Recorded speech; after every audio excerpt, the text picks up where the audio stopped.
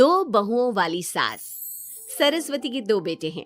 बड़े बेटे राम की शादी रज्जू से हुई है और छोटे बेटे श्याम के लिए लड़की देखने का सिलसिला जारी है।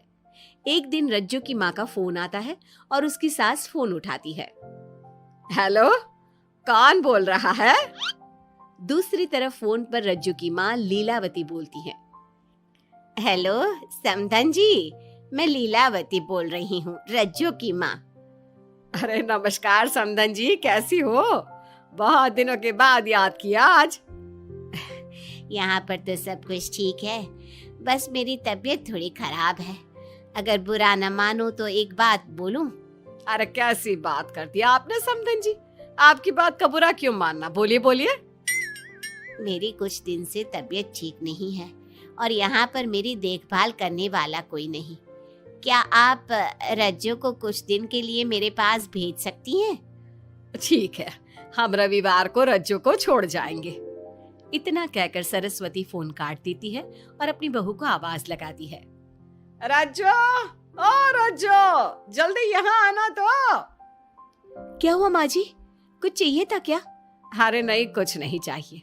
अभी तुम्हारी माँ का फोन आया था, उनकी कुछ दिन से तबीयत खराब है, वो तुम्हें बुला रही है। राम को फोन करके कह दे कल की 2 ट्रेन की टिकट करा देगा, मैं भी जाऊंगी तुम्हारे साथ। इतना सुनते ही रज्जू राम को फोन करके सारी बात बताती है और 2 टिकट के लिए बोल देती है। शाम को खाने के टेबल पर सब रज्जू के जाने की बात करते हैं। तब रज्जू का देवर श्याम कहता है, भाभी आज बहुत खुश लग रही हो, मायके जाने की इतनी खुशी, उफ। खुश क्यों ना हो देवर जी, कितने दिन बीत गए अपनी माँ से मिले, और इस बार तो मैं 1-2 महीना रह कर ही आऊंगी। जब आपका मन करे तभी आना। अच्छा एक बात तो बताओ, वहां से क्या लाओगी मेरे लिए? देवर जी, कहो तो देवरानी ले आओ। वैसे भी सभी घर वाले चाहते हैं कि आपकी जल्दी से शादी हो जाए। श्याम शर्मा जाता है और चुप हो जाता है। इतने में राम कहता है, रज्जू, तुमने जाने की सारी तैयारी तो कर ली है ना? कपड़े तो रख लिए ना?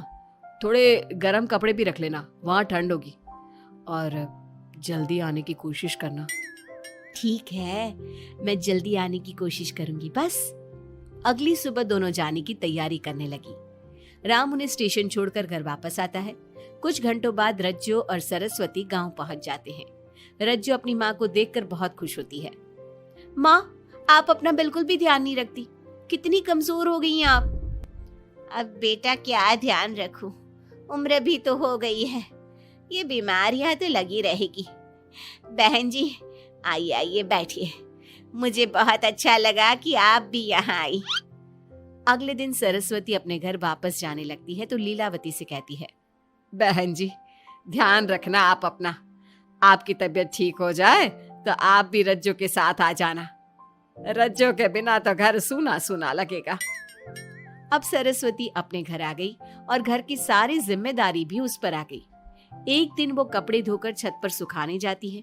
बाल्टी में से टपकता पानी सीढ़ियों को गीला कर देता है और नीचे उतरते समय रज्जू की सास यानी कि सरस्वती देवी का पैर फिसल जाता है और वो गिर जाती है। ओह, अरे मेरी माँ मर गई, मेरा पैर तो गया। लेकिन घर में कोई नहीं था। सरस्वती जैसे तैसे अपने आप को संभालती जाकर कुर्सी पर बैठती है। वो अपनी बहू के बारे में सोचती है, अगर रज्जू होती तो मुझे संभाल लेती और घर भी संभाल लेती। अब घर के काम कौन करेगा? मैं डॉक्टर के पास कैसे जाऊं? बहुत दर्द हो रहा है। जब राम और श्याम घर आते हैं तो अपनी माँ की ऐसी हालत देखकर वो जल्दी से डॉक्टर को बुलाते हैं। डॉक्टर सरस्वती के पैर पर पट्टी बांधता है और उसे आराम करने की सलाह देता है। राम कहता है, माँ आप बस आराम करो, मैं रज्जू को खबर कर देता हूँ, वो कल ही यहाँ आ जाएगी। अरे रहने देना बेटा, उसकी माँ की तबीयत ठीक नहीं है, कुछ दिन में वो खुद ही आ जाएगी, उसे परेशान मत कर। माँ अब हमें श्याम की भी शादी कर देनी चाहिए, कभी घर में कोई ऐसी परेशानी आती है तो कोई तो होगा घर संभालने वाला। आप और रज्जू की घर के काम काज में मदद भी हो जाएगी। कुछ समय बाद श्याम की शादी सीमा से हो गई। लेकिन सीमा ने तो आते ही घर में क्लेश शुरू कर दिया। वो छोटी छोटी बातों पर लड़ती और उसे देखकर रज्जू का भी बर्ताव बदल गया। एक दिन सीमा सुबह उठने में लेट हो गई और रज्जू ने नाश्ता बना दिया। सभी अपने अपने काम पर चले गए। जैसे ही सीमा अपने कमरे से आई तो रज्जू ने कहा, तुम साफ सफाई कर लो, मैं कपड़े धोने जा रही हूँ, जल्दी काम हो जाएगा। रज्जू की बात सुनते ही सीमा आग बबूला हो गई और कहने लगी, आज मैं उठने में लेट क्या हो गई? आप मुझ पर हुक्म चलाने लगी। मुझसे कोई इस तरह से बात करी है मुझे बिल्कुल भी पसंद नहीं है। अरे सीमा, ये किस तरह की बात कर रही हो तुम मुझसे? मैंने कोई हुक्म नहीं दिया तुम्हें। मैं तो बस काम को जल्दी खत्म करने की बात कर रही हूँ। उन दोनों की नोक झोंक सुनकर सरस्वती बाहर आ जाती है और दोनों को समझाती है। शाम को सब एक साथ खाना खाने लगे। लेकिन खाने के बाद जब सब अपने कमरे में चले जाते हैं और खाने की टेबल पर थाली यूं ही छोड़ देते हैं, सरस्वती को ये देखकर बहुत गुस्सा आता है। वो दोनों बहुओं को बुलाकर कहती है, तुम सब खाना खाकर चले गए, अब ये बर्तन कौन उठाकर रखेगा? मेरे लिए छोड़कर गई हो सारा काम। तुम दोनों को शर्म नहीं आती? अब दोनों बहुएं एक दूसरे के ऊपर बात टालते हुए फिर लड़ने लगी। ये देख सरस्वती परेशान हो गई। उसने दोनों को डांटा और उन्हें अपने कमरे में भेज दिया। सरस्वती ने जूठे बर्तन धोए। कुछ दिन इसी तरह चलता रहा।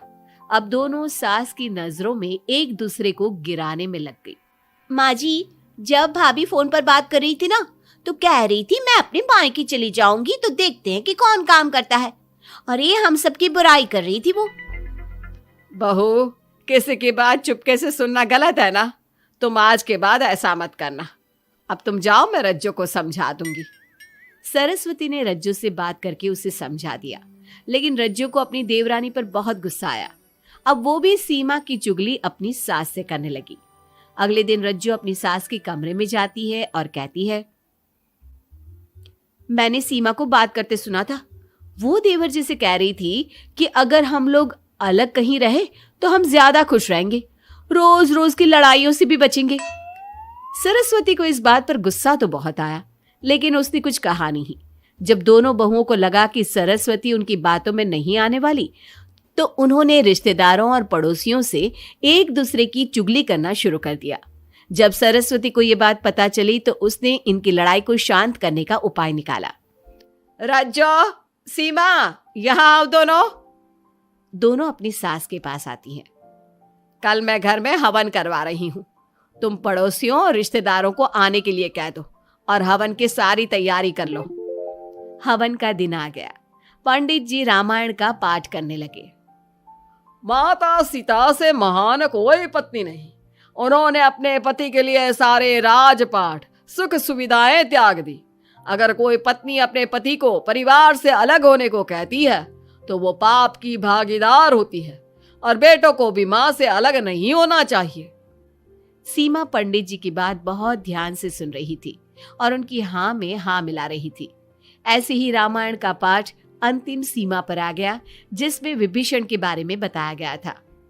अगर विभीषण अपने भाई का भेद न देता तो रावण का विनाश नामुमकिन था। पूजा खत्म होते ही सीमा बोल पड़ी, तभी तो मैं कहती हूँ परिवार में आपसी प्रेम होना बहुत जरूरी है। लेकिन मेरी सुनता कौन है इस घर में? आपसी प्रेम की बात कौन कर रहा है, जिसने घर में आती ही लड़ाइयां शुरू करवा दी। दोनों में फिर से नोक झोंक शुरू हो गई। सरस्वती दोनों को चुप कराते हुए बोली, अरे चुप हो जाओ तुम दोनों, पड़ोसी क्या कहेंगे, सब सुन रहे हैं तुम्हारी बातें। तभी उनमें से एक पड़ोसन बोलती है, सरस्वती बहन, क्यों चुप करवा रही हो अपनी बहुओं को? हमें तो इनके बारे में सब कुछ पता है। ये दोनों हमारे घर आकर एक दूसरे की चुगली करती है। तुम्हारे घर की हर छोटी से छोटी चीज पता है हमें। आंटी जी, हमने अपना समझ के आपको कुछ बता दिया तो इसका मतलब ये नहीं कि आप सबके सामने हमारी सास से हमारी शिकायत करेंगी। आप तो सबसे बड़ी चुगलखोर हो। सीमा की बात सुनकर सभी पड़ोसन उन्हें बुरा भला कहने लगी। उनकी बातें सुनकर दोनों बहुएं सबके सामने बहुत शर्मिंदा हुई। जब सब उनके घर चले गए तो सरस्वती ने अपनी बहुओं से कहा, अब तुम दोनों को तो बहुत खुशी होगी कि सारे मोहल्ले की औरतें हमारे ही घर में खड़ी होकर हमें ही सुनाकर चली गई। हमें काफी साल हो गए यहाँ रहते हुए, लेकिन आज तक किसी में भी इतनी हिम्मत नहीं थी कि हमसे ऊंची आवाज में भी बोल पाए। लेकिन आज तुम दोनों की वजह से ये सब हमारी बुराई कर रहे हैं। तुम दोनों ने ये सब अच्छा नहीं किया। सीमा, तुम्हारे इस घर में आने से पहले हम सब बहुत प्यार से रहते थे, लेकिन ये सब लड़ाइयाँ तुम्हारे आने के बाद शुरू हुई है। आज के बाद तुमने घर में किसी से भी झगड़ा किया तो मैं तुम्हें तुम्हारे मायके छोड़ आऊंगा, समझी तुम? ये बात सुनकर सीमा रोने लगी और सबसे माफी मांगने लगी। पंडित जी भी ये सब देख रहे थे। उन्होंने सबको शांत करवाया। कृपया आप सभी शांत हो जाइए, गुस्से से तो बात और बिगड़ जाएगी। अगर आप दोनों बहुएं मिलकर रहती, घर की बात घर में रखती, तो कोई आपसे कुछ कहने की हिम्मत नहीं करता। आज आपको इस बात का एहसास तो हो ही गया होगा। औरत ही तो होती है जो मकान को घर बनाती है। अब भी कुछ नहीं बिगड़ा, आप दोनों प्यार से रहो। आपके पड़ोसी और रिश्तेदार अपने आप चुप हो जाएंगे। पंडित जी की बात दोनों बहुओं की समझ में आ गई। अब दोनों प्यार से रहने लगी। इसी तरह समय बीत गया। अब पड़ोस की औरतें उनके प्यार की मिसालें देने लगी।